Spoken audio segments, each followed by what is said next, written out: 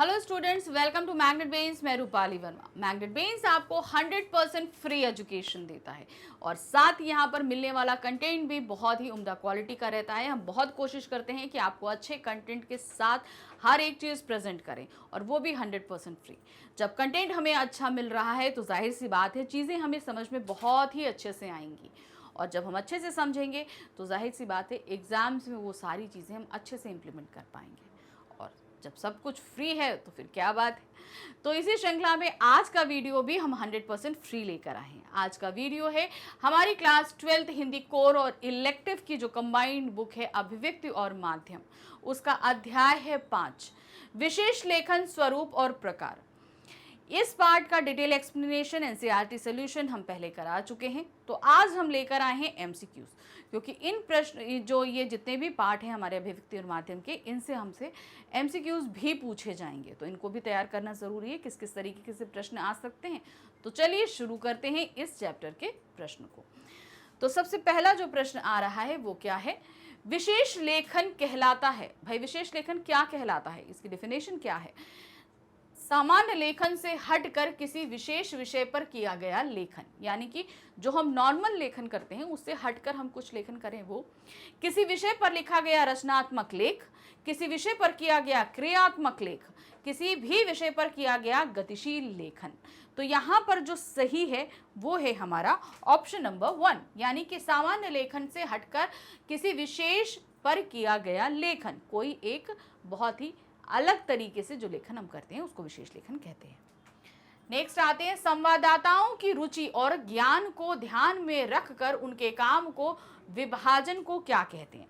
संवाददाता यानी कि जो हमारे रिपोर्टर्स, विशेष लेखन के जो हमारे रिपोर्टर्स होते हैं, उनकी रुचि में ध्यान रखकर उनको उनका क्षेत्र दिया जाता है, उसको हम क्या कहते हैं? उस कार्य को सीट, नीट, बीट या रिपीट। तो ये कहलाता है बीट, यानी कि जैसे किसी भी रिपोर्टर क्या इंटरेस्ट क्राइम में है, वो चीज़ों को इन्वेस्टिगेट करना चाहता है, या किसी दूसरे को जो है राजनीति में यानी कि आपका पॉलिटिक्स में इंटरेस्ट है, तो क्या करेंगे? अब कि जिस रिपोर्टर को क्राइम में इंटरेस्ट है तो उसे क्या दिया जाएगा? क्राइम बीट दी जाएगी। किसी को पॉलिटिक्स में इंटरेस्ट है तो उसे क्या दिया जाएगा?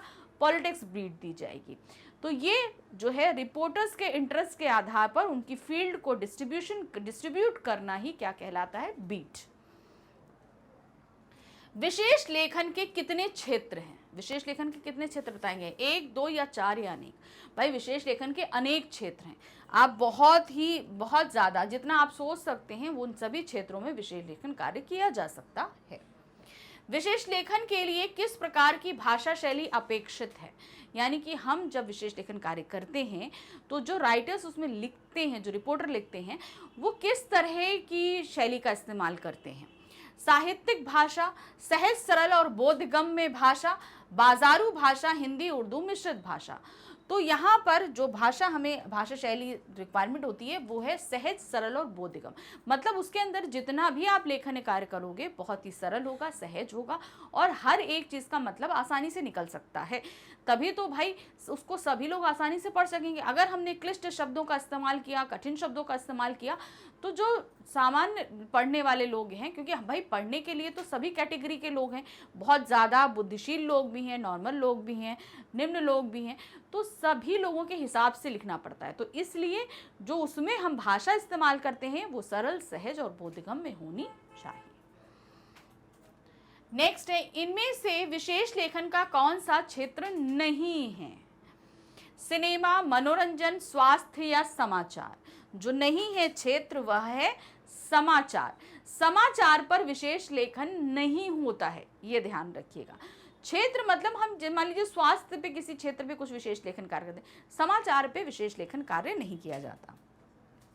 कारोबार और व्यापार से संबंधित खबर का संबंध किससे है? अगर हम कारोबार और व्यापार से संबंधित कोई खबर छापते हैं तो ये किस क्षेत्र के अंतर्गत आएगी?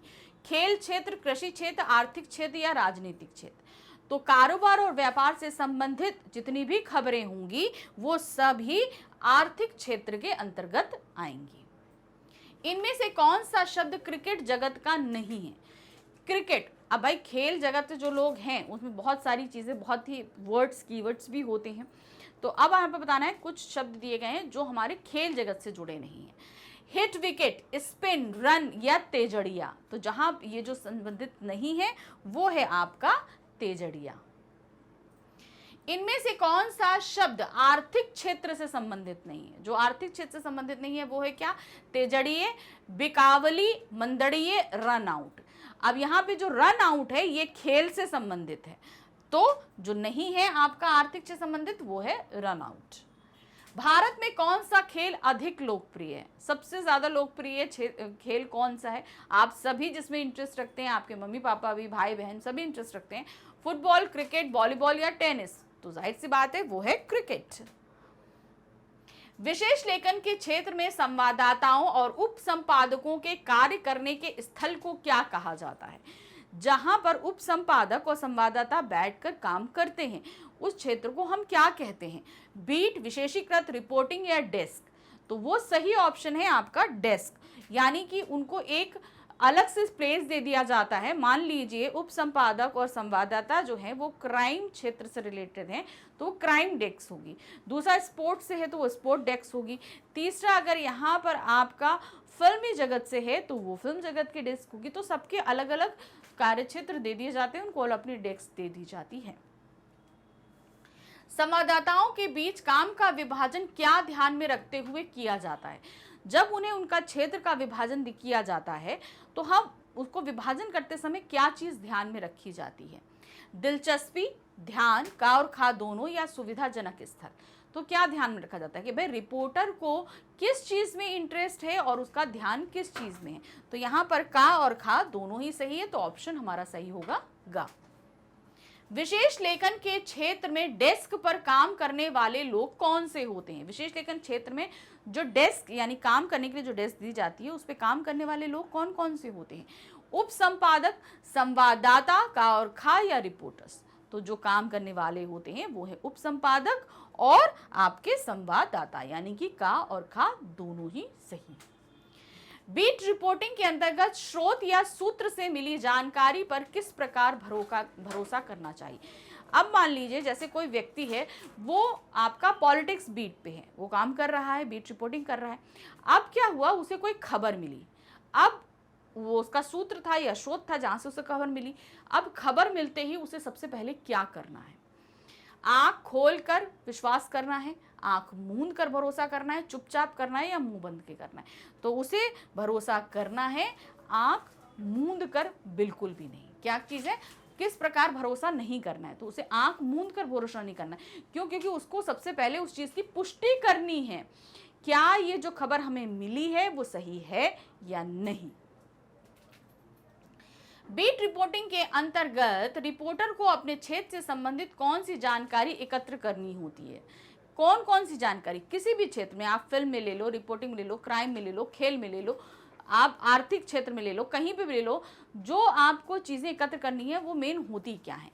उनका इतिहास, यानी मान लीजिए जैसे कि आप पॉलिटिक्स में हैं, किसी पार्टी से रिलेटेड आप काम कर रहे हो तो उस पार्टी का इतिहास क्या रहा, उसके सिद्धांत क्या हैं, उसकी नीतियां क्या हैं, संबंधित क्या हैं, या उपरोक्त सभी। तो यहाँ पर उपरोक्त सभी यानी कि उस क्षेत्र में, जिस भी क्षेत्र में आप जुड़े हो, उनका इतिहास, प्रेजेंट प्लानिंग, सभी कुछ आपको अच्छे से पता होना चाहिए। रिपोर्टिंग के दौरान अपने क्षेत्र से संबंधित मिली जानकारियों के साथ रिपोर्टर को सर्वप्रथम क्या करना चाहिए? यानी कि जब उसे जानकारियां प्राप्त हो रही हैं तो उसे सबसे पहले क्या करना है? उसे तुरंत छपवा देना है, यानी कि जैसे वो जानकारी मिले उसे तुरंत छपने को दे देना है, दूसरों तक पहुंचाना है, उनकी पुष्टि करनी है, उनको अनसुना कर देना है। तो उसे जैसे ही जानकारी प्राप्त हो उसे सबसे पहले पुष्टि करनी है इस बात की कि जो उसे खबर मिली है वो सही है या नहीं है। तो इस चीज की पुष्टि वो सबसे पहले करेगा। शेयर बाजार में आने वाली भारी गिरावट को एक विशेषीकृत रिपोर्टिंग करने वाला संवाददाता किस प्रकार प्रस्तुत करेगा? मान लीजिए आर्थिक क्षेत्र से जुड़ा जो रिपोर्टर है, संवाददाता जो है, अब क्या हुआ, शेयर मार्केट में गिरावट आ गई। अब इस गिरावट को वो किस तरीके से प्रस्तुत करेगा विशेष रिपोर्टिंग के दौरान? कैसे प्रस्तुत करेगा वो?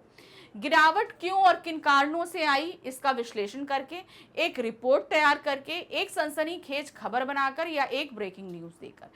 तो शेयर मार्केट में गिरावट क्यों आई, किन कारणों से आई, इन सभी का वो विश्लेषण करेगा और साथ ही अंत में ये बताएगा कि बाजार कब तक इस गिरावट से उभर पाएगा। तो ऑप्शन हमारा क्या है, पहला। बीट कवर करने वाले रिपोर्टर्स को क्या कहा जाता है? जो बीट यानी स्पेशल क्षेत्र जो कवर करते हैं उनको क्या बोलते हैं? रिपोर्टर, संवाददाता, विशेष संवाददाता या संपादक? तो उनको बोला जाता है संवाददाता, बीट कवर करने वालों को। विशेषीकृत रिपोर्टिंग करने वाले रिपोर्टर्स को क्या कहा जाता है? जो विशेष रिपोर्टिंग करते हैं उनको क्या बोलते हैं? रिपोर्टर, संवाददाता, विशेष संवाददाता या संपादक? तो वो कहलाते हैं विशेष संवाददाता। विशेष लेखन के तहत रिपोर्टिंग के अलावा उस विषय या क्षेत्र पर और क्या क्या प्रस्तुत किया जा सकता है? अब मान लीजिए विशेष लेखन तो हमने कर दिया, अब इसके अलावा हम और क्या चीजें प्रस्तुत कर सकते हैं? अब हर बार तो हम एक विशेष लेखन तो नहीं करेंगे, और हम क्या क्या चीजें कर सकते हैं? फीचर लिख सकते हैं, टिप्पणी लिख सकते हैं, किसी का साक्षात्कार, इंटरव्यू ले सकते हैं, लेख लिख सकते हैं, समीक्षा, स्तंभ लेखन या उपरोक्त सभी।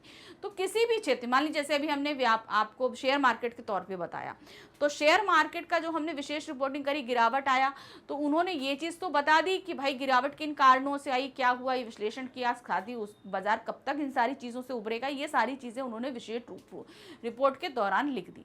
अब इसके अलावा अब दूसरे दिन वो अखबार में उस कॉलम में क्या छापेगा, तो उस दौरान वो किसी का इंटरव्यू ले सकता है, किसी एक, अब जो जिन कारण से गिरावट आई उनमें से एक कारण पर वो टिप्पणी कर सकता है, एक फीचर तैयार कर सकता है, स्तंभ लेखन दे सकता है, यानी कि अपने विचार उस बारे में प्रस्तुत कर सकता है। तो ये सारी ही चीजें वो प्रस्तुत कर सकता है विशेष लेखन के अलावा।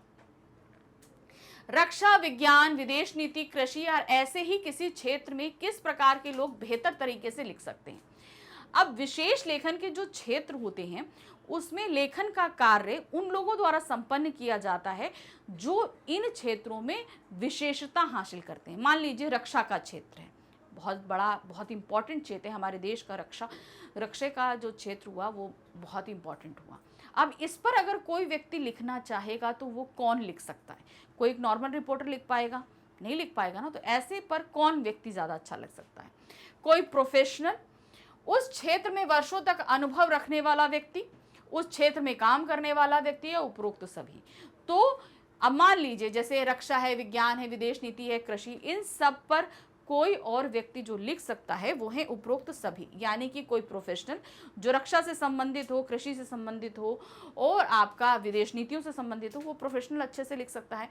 इस क्षेत्र में वर्षों तक काम किया हो, रक्षा के क्षेत्र में जैसे आपके अटॉर्नी जनरल्स वगैरह होते हैं, ये बहुत अच्छा लिख सकते हैं। साथ ही उस क्षेत्र में काम करने वाले व्यक्ति जो प्रेजेंट टाइम में भी उसमें कार्यरत हो, वो भी लिख सकते हैं। यानी उपरोक्त सभी इन क्षेत्रों में बहुत ही अच्छे तरीके से लेखन कार्य कर सकते हैं।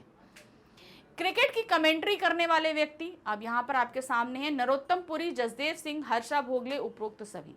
तो ये सभी जो है क्रिकेट कमेंट्री करने वाले लोग हैं। पर्यावरण पर छपने वाली पत्रिकाएं, कुछ पत्रिकाएं जो पर्यावरण पर छपती हों, हमारा पर्यावरण, हमारा जीवन, पर्यावरण बचाओ, उपरोक्त सभी। तो यहाँ पर ये सभी पर्यावरण जितनी पत्रिकाएं हैं। समाचार पत्र पत्रिकाओं में विशेष लेखन किन विषयों पर किया जाता है? समाचार पत्रों में विशेष लेखन किन विषयों में किया जाता है? खेल, अर्थ व्यापार, सिनेमा या मनोरंजन आदि, उपरोक्त सभी। तो यहाँ पर इन सभी क्षेत्रों में विशेष लेखन समाचार पत्र पत्रिकाओं में किया जाता है। विशेष लेखन क्यों किया जाता है? आखिर ये विशेष लेखन किया क्यों जा रहा है? इसका कारण क्या? भाई हम तो कर रहे हैं क्या चीजें, लेकिन ये क्यों कर रहे हैं? इससे समाचार पत्रों में विविधता आती है और उनका कलेवर बढ़ता है। पाठकों की व्यापक रुचियों को ध्यान में रखते हुए ये किया जाता है। पाठकों की जिज्ञासा शांत करते हुए मनोरंजन करने के लिए किया जाता है, या उपरोक्त सभी है। तो विशेष लेखन करने का सबसे बड़ा कारण ये सभी है।